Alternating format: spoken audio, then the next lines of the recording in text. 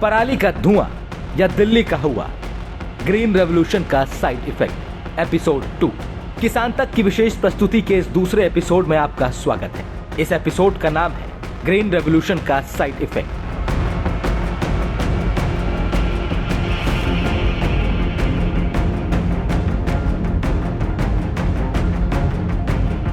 आगे बढ़ने से पहले एक बार क्विक रिकॉल कर लेते हैं पहले एपिसोड के वो 10 तथ्य। पहला, पराली दशकों से जलती आ रही है। दूसरा, दिल्ली की जुबान पर पराली शब्द 2016 के बाद से आया। तीसरा, दिल्ली के प्रदूषण में पराली का योगदान सिर्फ 4% है। चौथा, दिल्ली में गाड़ियां, जनसंख्या बेतहाशा बढ़ी है। पांचवा, हाई पॉल्यूशन दिल्ली की घर की खेती है। छठा, दिल्ली में 365 दिन प्रदूषण बना रहता है। सातवां, दिल्ली में पॉल्यूशन का उत्पादन कभी कम नहीं होता। आठवां, दिल्ली के पॉल्यूशन में पराली का योगदान 10 दिनों तक रहता है। नौवां, 1995 में कंबाइन मशीन आने से पराली की प्रॉब्लम शुरू हुई। 10वां, अब 25 साल बाद पराली काटने की मशीन आई है। इन 10 तथ्यों को याद करने के बाद एक बार फिर किसानों के खेत का रुख करते हैं, जहां पर कंबाइन मशीनों की छोड़ी पराली की वजह से किसानों को विलेन की तरह देखा जाने लगा। किसान के पास पराली से छुटकारा पाने के 2 तरीके हैं। पहला ये कि वो या तो पुराने तरीके से खेत से पराली को काट ले और पशुओं के चारे के लिए रख ले। 2-3 दशक पहले तक सभी किसान यही तरीका अपनाते रहे हैं। दूसरा तरीका ये कि एक और मशीन का इस्तेमाल करें जो पहले मशीन के आधे बचे काम को पूरा करे, जिसे सुपर सीडर और हैप्पी सीडर मशीन कहा जाता है। यह मशीन गेहूं का बीज बोते बोते पराली को टुकड़े टुकड़े करके मिट्टी में ही मिला देती है और मिट्टी में मिलकर वो टुकड़े खाद बन जाते हैं।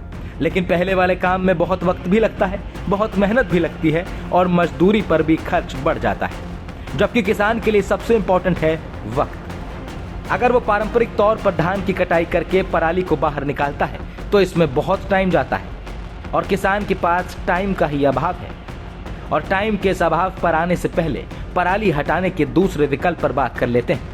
दूसरा तरीका एक नई मशीन सुपर सीडर के इस्तेमाल का है, जिससे काम चुटकियों में हो जाता है, लेकिन किसान इसका इस्तेमाल कम ही करते हैं क्योंकि इसमें खर्चा बहुत है। जबकि देश के 85% किसान छोटे हैं, किसान के पास पैसों का अभाव है। समय और पैसा, ये 2 अहम मुद्दे हैं। पहले सॉल्यूशन में खर्चा कम और समय ज्यादा लगता है, तो दूसरे में समय तो कम लेकिन पैसा खूब लगता है।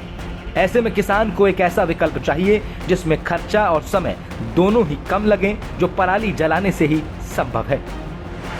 हाल ही में तीसरा विकल्प भी आया है, जिसे डीकंपोजर कहते हैं।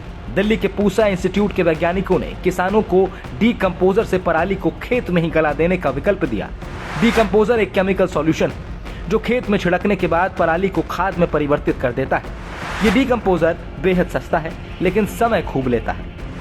इससे पराली को खाद में परिवर्तित होने में 1 महीने का समय लगता है।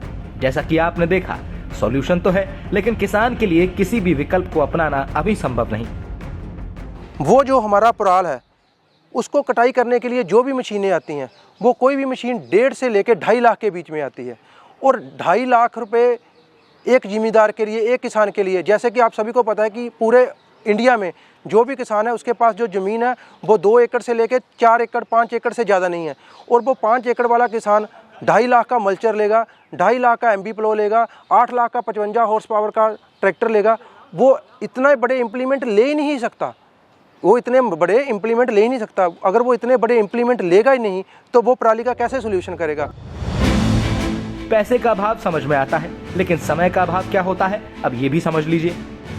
धान काटने, गेहूं बोने में कितने दिन मिलते हैं?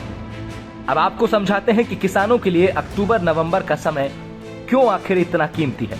इसे समझने के लिए हमें क्रॉपिंग पैटर्न पर जाना होगा। 20 अक्टूबर तक धान की फसल कट जानी चाहिए और 15 नवंबर से पहले गेहूं की बुआई हो जानी चाहिए। यानी दोनों फसलों के बीच अधिकतम 25 दिन का ही समय मिलता है। इन 25 दिनों के अंदर किसान को फसल काटनी होती है, पराली हटानी होती है और दूसरी फसल की बुआई करनी होती है। लेकिन अक्सर ये टाइम कम भी हो जाता है। जैसे इस साल मानसून लेट होने से मध्य अक्टूबर तक धान की फसल तैयार नहीं हो सकी।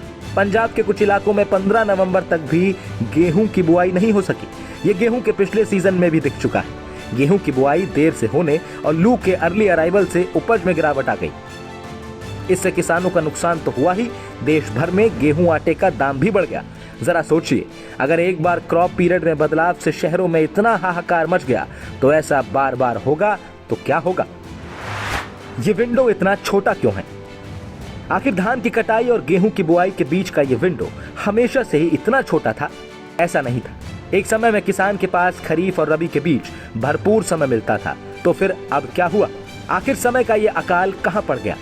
इसे समझने के लिए आज से 5 दशक पीछे लौटना होगा। साल 1965 में भारत सरकार ने देश के अन्न संकट को दूर करने के लिए ग्रीन रेवोल्यूशन शुरू किया।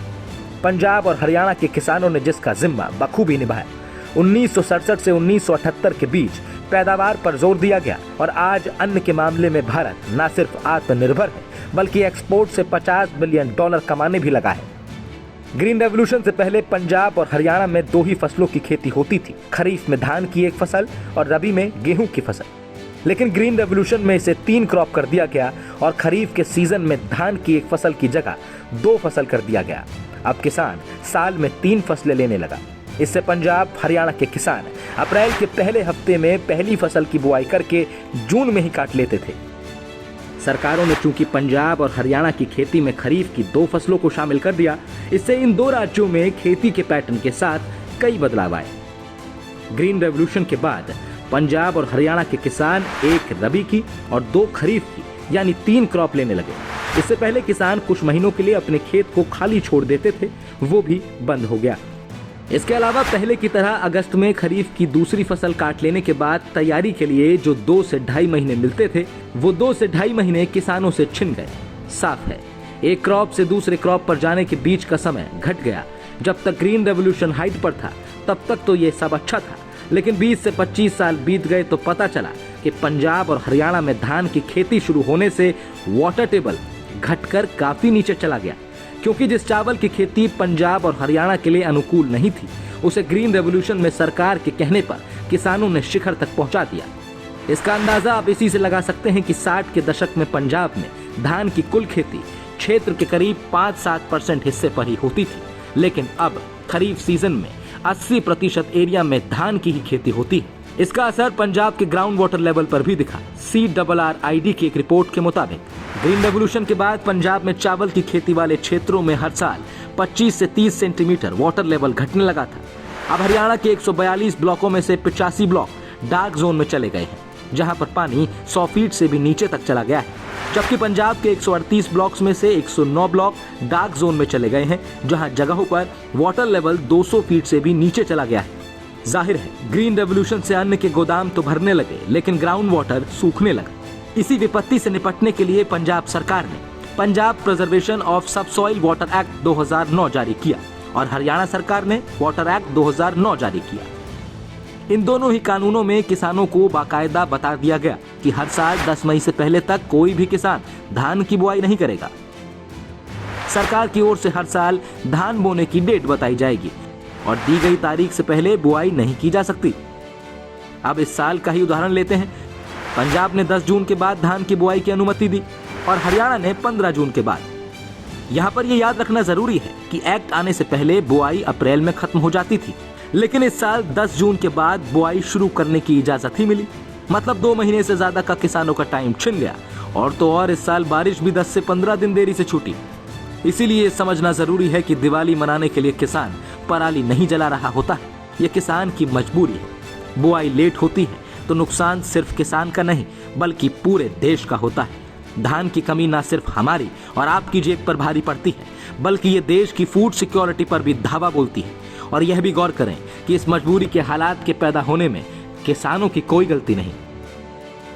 अगर गेहूं की बुआई पराली की वजह से देरी में होती है, इसके परिणाम निकल के आएंगे कि नंबर 1 तो जो गेहूं की बुआई है वो तो लेट होगी।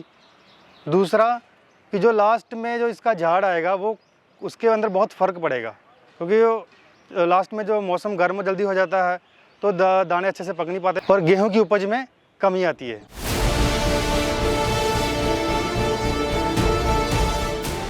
ग्रीन रेवोल्यूशन के तहत खरीफ की 2 फसल लेने का निर्णय सरकार और वैज्ञानिकों का था, न कि किसानों का। इससे वाटर लेवल गायब होने लगा, ये भी किसानों की गलती नहीं थी। खरीफ की दूसरी फसल को मई महीने तक देर करने का निर्णय भी किसान का नहीं था। इससे खरीफ और रबी के बीच की अवधि और भी घट गई। ये भी किसान की गलती नहीं थी। 90 के दशक में फसल काटने का आधा अधूरा मशीनीकरण हुआ, जिससे पराली खेत में ही रह जाती थी। ये भी किसान की गलती नहीं है। अगर पराली हटाने के पूर्ण मशीनीकरण में 25 साल लग गए तो ये भी किसान की कोई गलती नहीं हो सकती। इस बीच अगर दिल्ली का प्रदूषण आसमान छूने लगा तो ये दिल्ली वालों को खुद का दिया हुआ तोहफा है। इसमें किसान का हाथ नहीं। सरकारें 25 साल तक सोती रहीं। 2016-17 तक पराली हटाने के लिए मशीनीकरण की ओर ध्यान ही नहीं दिया।